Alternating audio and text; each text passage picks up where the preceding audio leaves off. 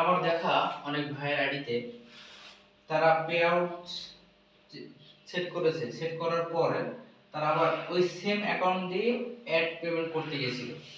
হ্যাঁ, same account দিয়ে add payment করা যাবে, তবে অবশ্যই এটা ডুয়েল কারেন্সি অ্যাকাউন্ট হতে হবে। ডুয়েল কারেন্সি আসলে কি? ডুয়েল কারেন্সি হলো যে অ্যাকাউন্ট দ্বারা আপনি ডলার কিনতে পারবেন এবং আপনি চাইলে ওই অ্যাকাউন্টে আপনি বাংলা টাকাও লেনদেন করতে পারবেন। অর্থাৎ আপনি আপনার দেশের টাকাও লেনদেন করতে পারবেন, বিদেশি টাকা, বিদেশি ডলার, বিদেশি কারেন্সিও আপনি লেনদেন করতে পারবেন। এটাকে বলে ডুয়েল কারেন্সি অ্যাকাউন্ট। ঠিক আছে? এটা মাস্টার কার্ড, ভিসা কার্ড এই ধরনের কার্ডে অন্তত হয়।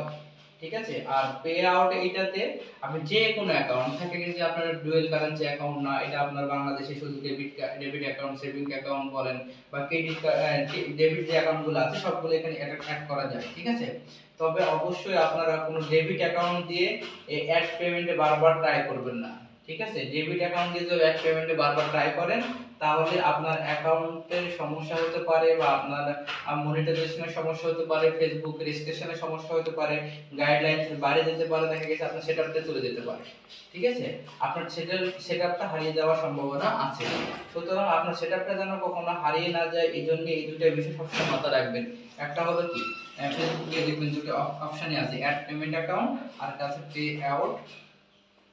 Out account. এই দুটাই কিন্তু আপনার একটু বিষয়টা খেয়াল রাখতে হবে যে এটার জন্য কোন ধরনের অ্যাকাউন্ট ব্যবহার করা যাবে বা এটার জন্য কোন ধরনের অ্যাকাউন্ট ব্যবহার করা যাবে। তবে হ্যাঁ, কোন ব্যাংকে অ্যাকাউন্ট করবেন এবং কোন ব্যাংকে করবেন না এটার কিন্তু কোনো বাধ্যবাধকতা নিয়ম ফেসবুকের রুলসের মধ্যে নেই। যেটা আছে সেটা হলো যে পে আউট অ্যাকাউন্টটা সাধারণত আপনার যে কোনো অ্যাকাউন্ট হলেই হবে, কোনো সমস্যা নাই। আর অ্যাড পেমেন্ট অ্যাকাউন্টটা আপনাকে অবশ্যই ডুয়াল কারেন্সি অ্যাকাউন্ট হতে হবে। হ্যাঁ, এটা হলো বাধ্যবাধকতা। ঠিক আছে?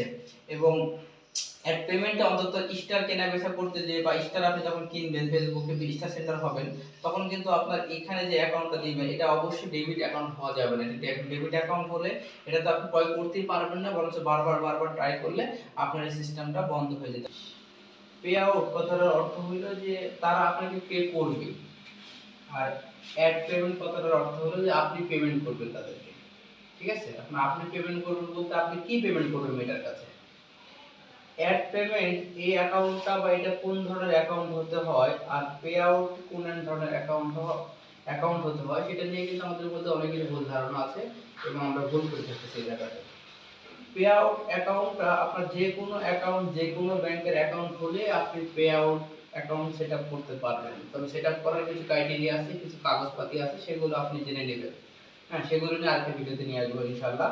তবে আপনাকে বলবো যে পে আউট অ্যাকাউন্টটা যে কোনো ব্যাংক, যে কোনো অ্যাকাউন্ট হলে পে আউট অ্যাকাউন্টটা আপনি অ্যাড করতে পারবেন ফেসবুকে। কিন্তু অ্যাড অ্যাকাউন্টটা সেটআপ করবেন সেটা অবশ্যই আপনাকে ডুয়াল কারেন্সি অ্যাকাউন্ট হতে হবে অথবা মাস্টার কার্ড, ভিসা কার্ড হতে হবে।